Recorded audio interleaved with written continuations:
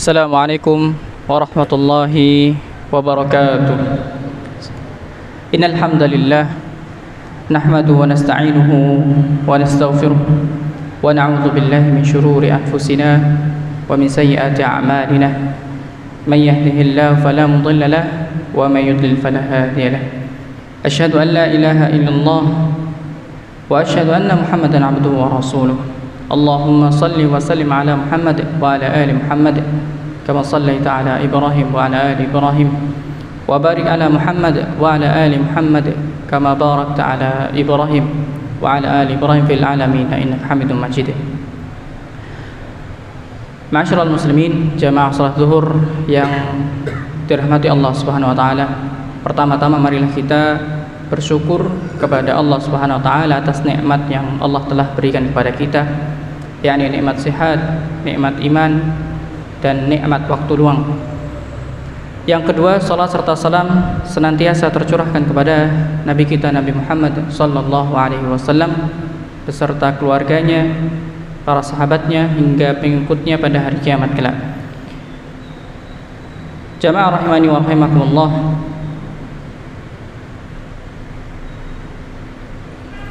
Insyaallah beberapa hari lagi tidak terasa kita akan berjumpa dengan bulan yang penuh berkah, dengan bulan yang mulia, yakni bulan Ramadan.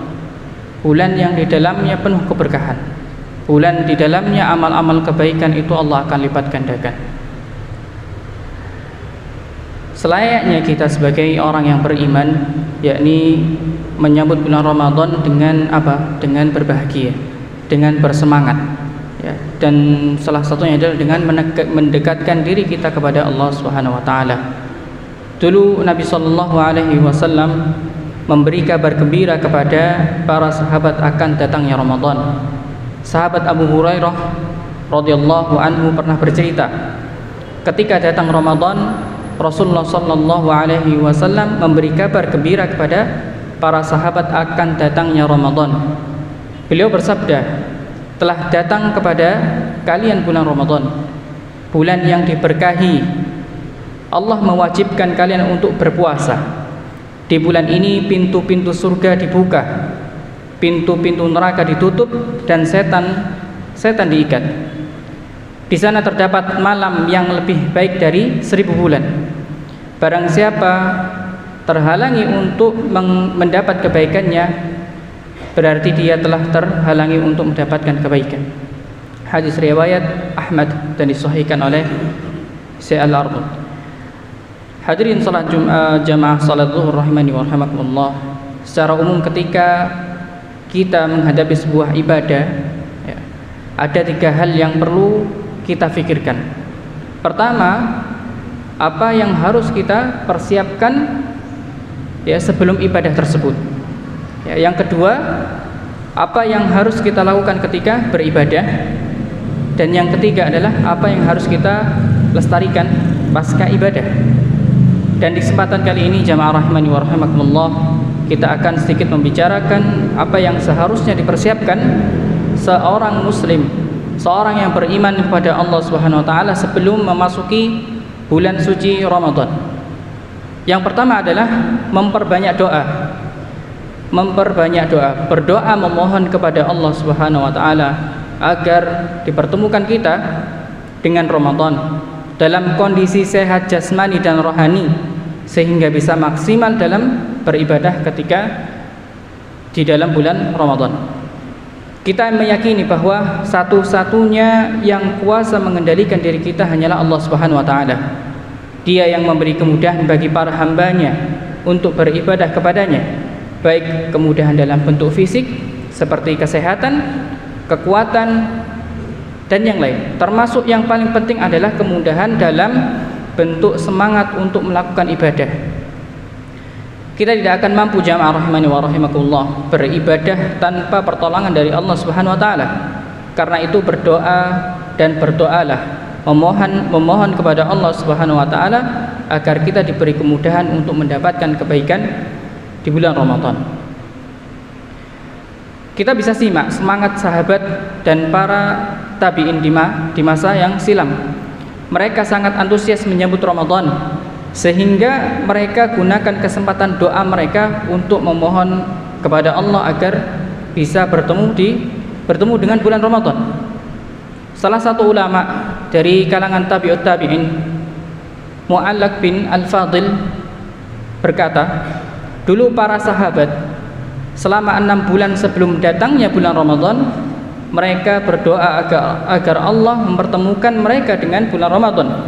Kemudian selama 6 bulan sesudah Ramadan, mereka berdoa agar Allah menerima amal mereka selama bulan Ramadan. Di antara doa yang kita bisa tiru jamaah rahimani wa rahimakumullah, ya, Allahumma sallimni ila Ramadan wa sallim li Ramadan wa tasallamhu minni mutaqabbalan. Ya Allah, antarkanlah aku hingga sampai Ramadan dan antarkanlah Ramadan kepadaku, dan terimalah amalku di bulan Ramadan. Maka ini doa yang bisa kita amalkan jemaah rahmani wa rahimakumullah.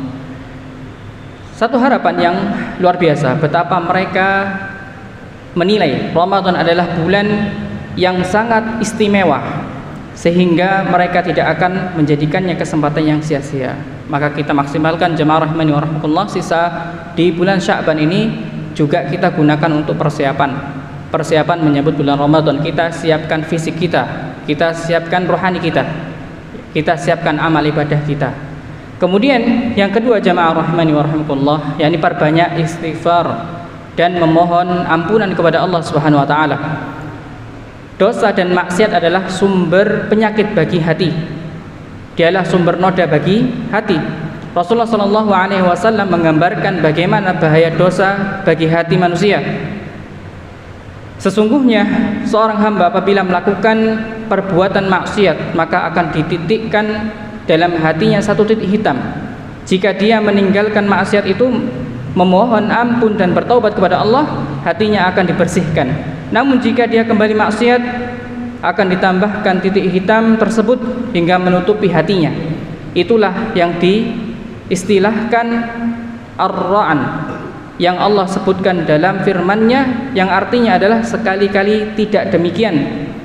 Sebenarnya apa yang selalu mereka usahakan itu menutupi hati mereka. Hadis riwayat Tirmidzi.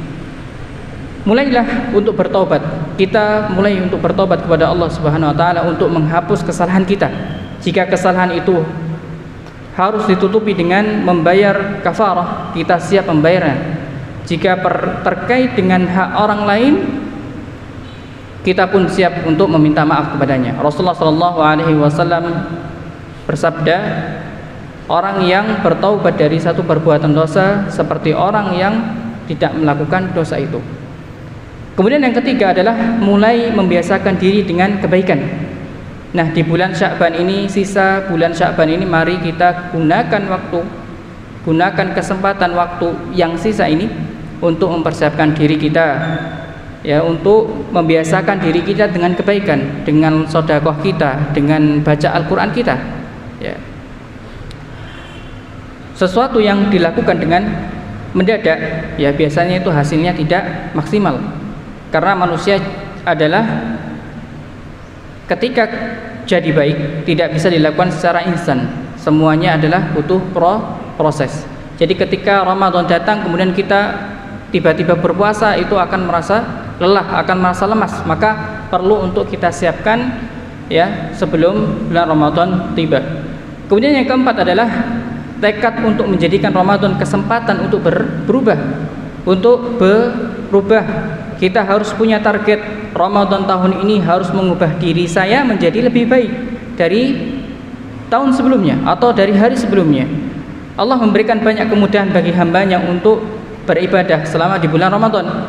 Dalam hadis dari Abu Hurairah radhiyallahu anhu, Rasulullah sallallahu alaihi wasallam bersabda, ketika datang Ramadan, pintu-pintu surga dibuka, pintu-pintu neraka ditutup dan setan-setan dibelenggu. Pintu surga dibuka artinya adalah peluang besar bagi kita semua yang akan melakukan ketaatan kepada Allah Subhanahu wa taala untuk diterima amalnya dan mengantarkan ke dalam surga. Kemudian pintu neraka ditutup, artinya kita berharap semoga kemaksiatan yang kita lakukan segera diampuni dan tidak mengantarkan kita ke neraka. Kemudian yang kelima, jamaah rahimani wa rahimakumullah, pahami mengenai fikih Ramadan. Tidak ada ruginya jamaah orang yang belajar, karena ilmu adalah pengarah bagi manusia. Dengan ilmu orang memiliki panduan untuk bisa beramal dengan benar.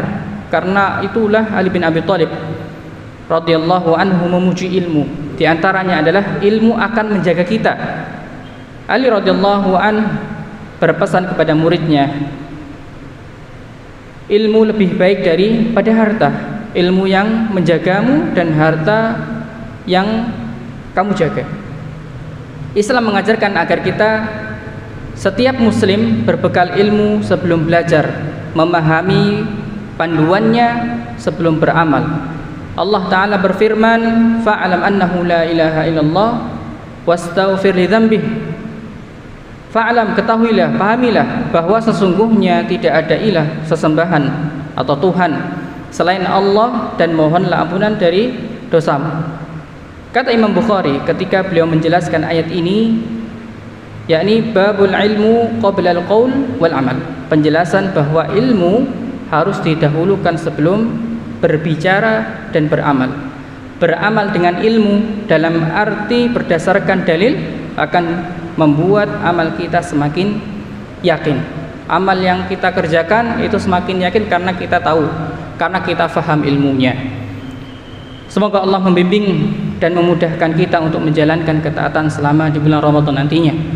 Aqulu qawli hadza wastaghfiru innahu huwal ghafurur rahim. Subhanakallahumma bihamdika asyhadu an la ilaha illa anta astaghfiruka wa atubu ilaik. Assalamualaikum warahmatullahi wabarakatuh.